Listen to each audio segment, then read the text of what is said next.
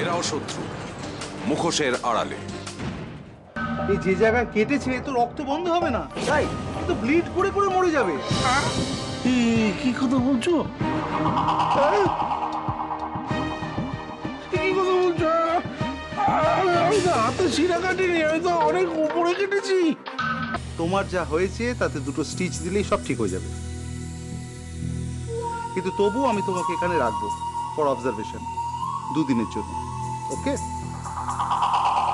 Nurse, এটা নিয়ে চিন্তা করার কিচ্ছু নেই, ঠিক হয়ে যাবে সব। এই আরতি মুখার্জি কে? ওনার রিলেটিভ, একমাত্র উনি দেখা করতে এসেছিলেন।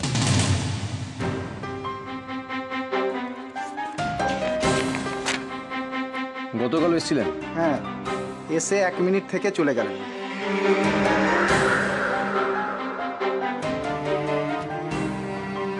সেই যে বৌদি, খুব বড় খেলা তুমি খেলেছো, নদাকে জানাতে হবে। বাবা, আপনার চা। হ্যাঁ হ্যাঁ হ্যাঁ, দাও দাও দাও দাও, চা দাও, চা, আমার চা, এক্ষুনি দাও চা। এই চা, এই চা।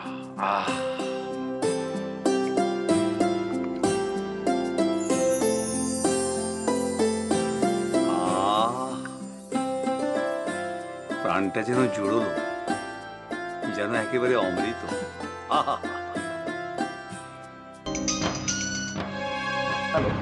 হ্যালো শুভব্রত। হ্যাঁ বলো। আচ্ছা শোনো, তুমি তো জানো মেজদা হাসপাতালে ভর্তি হয়েছে, 2 দিন হাসপাতালে থাকবে। পুরোটাই কিন্তু প্ল্যান করে। ও 2 দিন পাবে আর 2 রাত পাবে, এর মধ্যে কিন্তু ও পালাবার চেষ্টা করবে। আমি চাই এই 2 রাত ও যেন ঘুমিয়ে কাটিয়ে দেয়। তুমি কোনো ড্রাগ এরকম জানো বা ঘুমের ওষুধ যেটা ইনজেকশন দিলে মেজদা বুঝতেই পারবে না যে রাতটা কখন কেটে গেছে, পুরো রাতটা গভীর ঘুমে কাটিয়ে দেবে। হ্যাঁ, সেরকম ইঞ্জেকশন তো অনেকই আছে এবং অনায়াসে সেটা দেওয়াও যেতে পারে। তুমি কিচ্ছু চিন্তা করো না, আমি এমন একটা ঘুমের ইঞ্জেকশন দেব, 1 ঘুমেই রাত কাবার। থ্যাংক ইউ মেজদা। তোর প্ল্যানিং স্বপ্নই থেকে যাবে।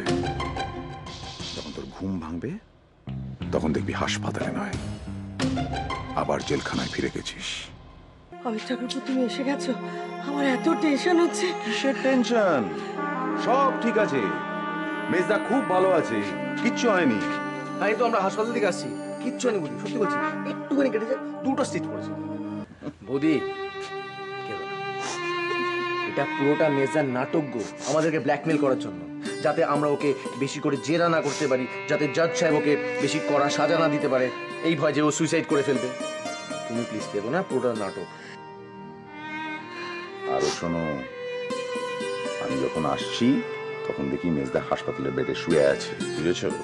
এর মধ্যেই ওয়ার্ড বয়কে ফিট করে ফেলেছে যে মেজদাকে মদ খাওয়াতে হবে। বোঝো, এই লোক নাকি সুইসাইড করবে। মেজদা সুইসাইড করার পাত্তর। এক্স্যাক্টলি, মেজদা যদি সুইসাইড করার ইচ্ছে থাকতো তাহলে ও লোক ডেকে ভিড় জমিয়ে হাত কাটতো না। মেজদি, মেজদি একটু শান্ত হও।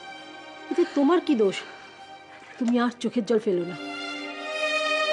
চোখের জল ফেলা ছাড়া আর কি বা করতে পারি মা? যদি পারতাম নিজেকে কবেই শেষ করে দিতাম। ছি বৌদি, এরম করে তুমি বলো না। দেখো, তোমাকে কাঁদতে দেখে আমারও চোখে জল চলে আসছে। মেজবৌদিকে নিয়ে ভেতরে যাওয়া, সেজ বৌদি আমরা জেলের রেজিস্টারে দেখেছি, সেজ বৌদি 3 বার এর ভিতরে মেজদার সঙ্গে দেখা করেছে, তার ভিতরে শেষবার গতকাল, আর তারপর আজকে এই কেস। তাহলে তোমরা ওকে অ্যারেস্ট করছো না কেন? কি করে করবো? কি করে করবো? আমাদের হাতে কোনো প্রমাণ আছে? কোনো প্রমাণ নেই আমাদের কাছে। আমি যে চাল চেলে দিয়েছি, মেজদা সেটা স্বপ্নেও ভাবতে পারবে না, কল্পনাও করতে পারবে না।